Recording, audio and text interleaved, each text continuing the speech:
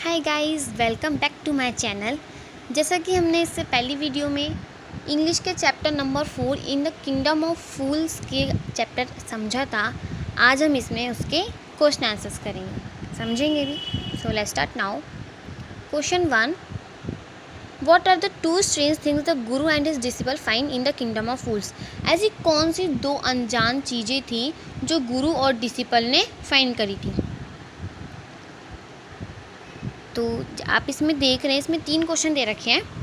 ये तीनों जैसा कि आप सब जानते हैं कि एग्ज़ाम्स में टीचर कुछ क्वेश्चंस को घुमा के देते हैं। क्वेश्चन यही होता है, उसका आंसर भी यही होता है, बट उस क्वेश्चन को थोड़ा घुमा के दे सकते हैं। तो इसमें भी बस 3 क्वेश्चन, इसमें इस क्वेश्चन सेम ही है, आंसर भी उसका सेम है, बट इस क्वेश्चन को थोड़ा सा घुमा के दे दिया है। इस क्वेश्चन को हम ऐसे भी लिख सकते हैं, ऐसे भी लिख सकते हैं, ऐसे भी लिख सकते हैं, मतलब सबका सेम ही है। तो इसका आंसर देखते हैं। The Guru and his disciple found two strange things. These were one, every big or small caused the same, a single doo-doo. Second, people in the kingdom of fools slept during the day and worked during the night. पहली अनजान चीज़ वो थी जो disciple और गुरु ने find करी थी। First ये थी कि वहाँ पे हर एक चीज़ का प्राइस ओनली 1 डू था, और सेकंड वहाँ पे जो वहाँ के जो लोग थे वो सब रात में काम करते थे और दिन में सोते थे। ये 2 चीज़ अनजान थी जो डिसिपल और गुरु ने फाइंड करी थी। Second, why does the disciple decide to stay in the kingdom of fools, is it a good idea. Disciple ने वहाँ पे in the kingdom of fools यानी किंगडम ऑफ फूल्स के मूर्खों के साम्राज्य में रुकने का क्यों डिसाइड करा। क्या ये सही आइडिया था, अच्छा था, हाँ या ना। The disciple decide to stay in the kingdom of fools, it is because he finds her everything cheap. All he wants is good cheap food. It is not a good idea because such things do not last very long. No one can tell what may happen the next moment and it happens to the disciple. तो उसने वहाँ पे इसलिए रुकने का decide करा क्योंकि वहाँ पे हर चीज़ सस्ती थी, वहाँ पे वह हर एक चीज़ अच्छा, वहाँ पे अच्छा सब कुछ जो भी उसे चाहिए था अच्छा सब उसे सस्ता मिल रहा था, सिर्फ 1 डूडू में। लेकिन ये जो आइडिया था उसके वहाँ रुकने का वो बिल्कुल अच्छा नहीं था, वहाँ पे कभी भी कोई सी मुसीबत आ सकती है। Name all the people who are tried in the king's court and give the reason for their trial. उन सबका नाम बताना है जो कि किंग्स के कोर्ट में गए थे, मतलब जो किंग ने बुलाया था वहाँ पे कि वो उसका जो चोर का भाई था वो मर गया था, तो सॉरी जो चोर था वो मर गया था और उसका भाई ने उसको किंग को बताया, तो किंग ने सबको बुलाया था वहाँ पे। तो हमें बताना है किस किस को बुलाया था और रीज़न देना है क्यों बुलाया था। सो देखते हैं। There were different persons who were tried in the king's court. These were the merchant, the bricklayer, the dancing girl and the goldsmith. The merchant and the bricklayer did not build a strong wall. The dancing girl disturbed the bricklayer. The goldsmith did not make the ornaments in time. So इसका answer है, इसके answer का जो मतलब है कि वहाँ पे एक तो वहाँ पे जो मतलब किंग के जो कोर्ट में आए थे, पहला तो मर्चेंट था, मर्चेंट मतलब वही रिच मर्चेंट की बात हो रही है। दूसरा ब्रिकलेयर जिसने दीवार बनाई थी, और तीसरा डांसिंग गर्ल, चौथा गोल्डस्मिथ। जो मर्चेंट और ब्रिकलेयर थे उन्होंने दीवार ढंग से नहीं बनाई थी, मतलब मजबूत दीवार नहीं बनाई थी, इस वजह से उस चोर की मृत्यु हो गई थी। जो डांसिंग गर्ल थी उस दीवार बनाने वाले को, जो जब वह दीवार बना रहा था उसे डिस्टर्ब कर रही थी डांसिंग गर्ल डांस कर करके। The Goldsmith did not make the ornaments in time, क्योंकि जो गोल्डस्मिथ था वो टाइम पर उसकी ज्वेलरी नहीं बना के दे रहा था, बस यही था। और यहाँ पे ये सब लोग आए थे और इस वजह से आए थे क्योंकि वो दीवार टूट गई थी और उसकी वजह से चोर की मृत्यु हो गई थी। नेक्स्ट देखते हैं। Who is the real culprit according to the king?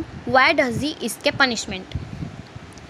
इस जो मतलब किंग के अकॉर्डिंग रियल कल्प्रिट कौन है, मतलब रियल जिसकी वजह से चोर की मौत हुई है, रियल कल्प्रिट कौन है किंग के अकॉर्डिंग, और क्या उससे मतलब जो पनिशमेंट उसके वहाँ क्यों करी गई। According to the king the real culprit is rich merchant. His father had ordered for the ornaments but he died. The merchant, being his son, inherited everything from his father, but the merchant escapes punishment because the stake can't fit him. मतलब king के according देखा जाए तो real culprit rich merchant जो है उसके father हैं, मतलब उनके फादर ने ही ब्रिकलेयर को ऑर्डर दिया, तो उनके फादर ने दीवार बनाई थी, बट वो तो मर चुके और जो सारी प्रॉपर्टी वगैरह थी वो सब उस रिच मर्चेंट के नाम कर गए थे, तो इसलिए पनिशमेंट भी किंग ने उसे ही मतलब रियल कल्प्रिट तो इसलिए मर्चेंट ही हुआ, क्योंकि मर्चेंट के फादर तो नहीं रहे, और तो इसलिए मर्चेंट रियल कल्प्रिट हुआ, बट वो स्टेक में फिट नहीं आ रहा था, इसलिए उसे उसकी पनिशमेंट माफ़ कर दी गई। What are the guru's words of wisdom? When does the disciple remember them? वो कौन से वर्ड्स थे जो मतलब जब डिसिपल को सज़ा दी जा रही थी तो डिसिपल को ऐसे कौन से मतलब गुरुज के कौन से वर्ड याद आ गए उस सज़ा लेने से पहले? The guru's words of wisdom are that the fools can't be depended upon. Anything can happen at any time there. It is the place where everything big or small says at a single to do. The disciple doesn't realize this. He is to be hanged for no fault of his. Then he realized his guru's words of wisdom. वो words थे कि जो गुरु थे उन्होंने कहा था disciple से, यहाँ पे मत रुको, ये जगह सही नहीं है, यहाँ पे हर चीज़ सस्ती मिल रही है, ये मेरे को सही लग रहा है, क्योंकि यहाँ पे जो सारे लोग हैं वो रात में काम करते हैं, दिन में सोते हैं, तो ये जगह बिल्कुल भी सही नहीं है, ऐसे चलो। यही वर्ड्स थे जो डिसिपल को जब सज़ा दी जाती थी तो उसने अपने दिल में गुरु को याद करा था और उनके वर्ड्स को याद करा था। नेक्स्ट देखते हैं, how does the guru manage to save his disciple's life? Guru ने डिसिपल की लाइफ को कैसे सेव करा, डिसिपल की लाइफ को कैसे बताया?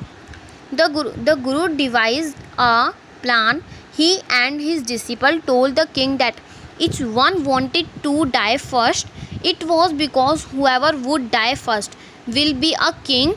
The king didn't want to lose his kingship, so he and his minister died at the stake.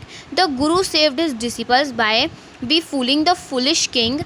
He did so by using his wisdom and common sense.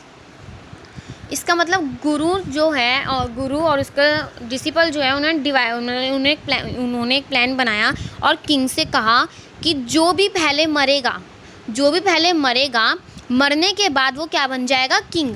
जो पहले मरेगा मरने के बाद वो किंग बन जाएगा, जो दूसरी बार मरेगा वो मरने के बाद क्या बन जाएगा, मिनिस्टर। तो किंग ने क्या करा, किंग ने वो जो किंग चाहता था वह ये मौका खोना नहीं चाहता था, तो उसने क्या करा, वो मर गया, मतलब उस स्टेक में उसने अपनी जान दे दी। और इस तरीके से जो गुरु है उन्होंने डिसिपल की लाइफ को सेव कर लिया। बस यही थे 6 क्वेश्चन आंसर्स। आई होप आप सबको समझ आए होंगे। अगर समझ आए होंगे तो अच्छी बात है, अदरवाइज़ अगर आपको फिर भी नहीं समझ आया होगा थोड़ा बहुत तो आप दोबारा से इस वीडियो को रिमाइंड करके देख सकते हैं। बस यही थी, मिलते हैं आपसे नेक्स्ट वीडियो में, तब तक के लिए बाय बाय।